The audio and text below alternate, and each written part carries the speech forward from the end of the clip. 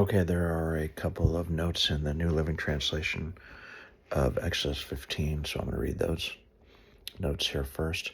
One is under the Lord is a warrior. Yahweh is his name. The note says Yahweh is a transliteration of the proper name YHWH that is sometimes rendered, quote, Jehovah, unquote, JEHOVAH. In this translation, it is usually rendered, quote, the, that is lowercase the, and then Lord, capital L, smaller capitals of ORD, but capitals nevertheless, unquote. And it says in the note the use of small capitals. The next note says regarding the finest of Pharaoh's officers are drowned in the Red Sea. It says Hebrew, Sea of Reeds, REEDS. Okay, I believe those are the only two notes here in the New Living Translation in Exodus 14. And yes, that's correct. So here's the New Living 15. Exodus 15 and the New Living Translation.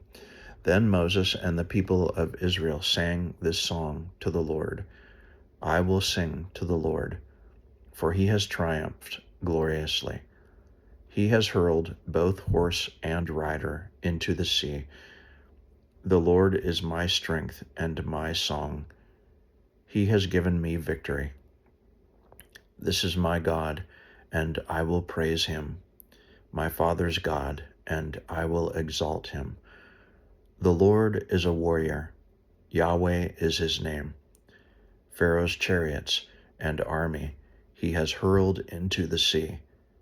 The finest of Pharaoh's officers are drowned in the Red Sea. The deep waters gushed over them.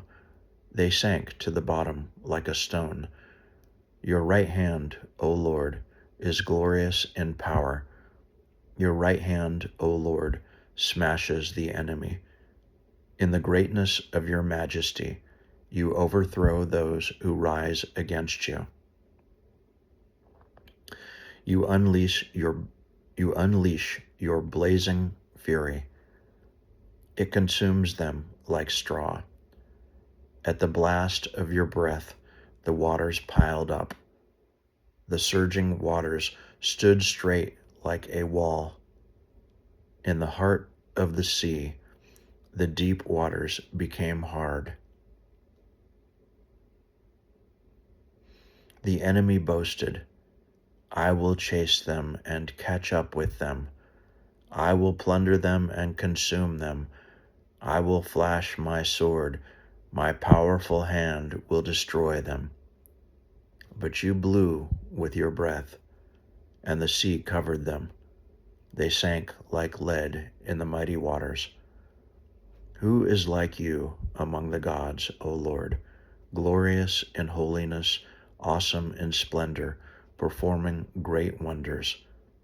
You raised your right hand, and the earth swallowed our enemies. With your unfailing love, you led the people you have redeemed. Wait a minute. That should be present tense because it's Lead. Let me read it like that, even though it might be wrong, and they might have spelled it wrong. Okay. With your unfailing love, you lead the people you have redeemed.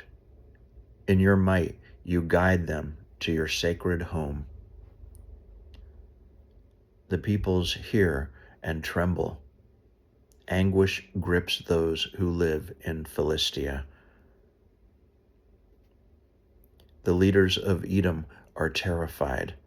The nobles of Moab tremble. All who live in Canaan melt away. Terror and dread fall upon them. The power of your arm makes them lifeless as stone until your people pass by, O Lord, until the people you purchased pass by. You will bring them in and plant them on your own mountain, the place, O Lord, reserved for your own dwelling, the sanctuary, O Lord, that your hands have established. The Lord will reign forever and ever. When Pharaoh's horses, chariots, and charioteers rushed into the sea. The Lord brought the water crashing down on them. But the people of Israel had walked through the middle of the sea on dry ground. Then Miriam the prophet, Aaron's sister, took a tambourine and led all the women as they played their tambourines and danced. And Miriam sang this song, "Sing to the Lord, for he has triumphed gloriously.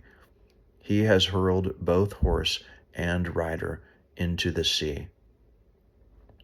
Then Moses led the people of Israel away from the Red Sea, and they moved out into the desert of Shur, Shur. They traveled in this desert for 3 days without finding any water. When they came to the oasis of Marah, the water was too bitter to drink.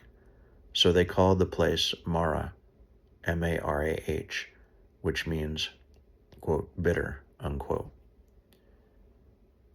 Then the people complained and turned against Moses. "What are we going to drink?" they demanded. So Moses cried out to the Lord for help, and the Lord showed him a piece of wood. Moses threw it into the water, and this made the water good to drink. It was there at Marah that the Lord set before them the following decree as a standard to test their faithfulness to him. He said, "If you will listen carefully to the voice of the Lord your God and do what is right in his sight, obeying his commands and keeping all his decrees, then I will not make you suffer any of the diseases I sent on the Egyptians, for I am the Lord who heals you." After leaving Marah, the Israelites traveled on to the oasis of Elim, Elim, where they found 12 springs and 70 palm trees. They camped there beside the water.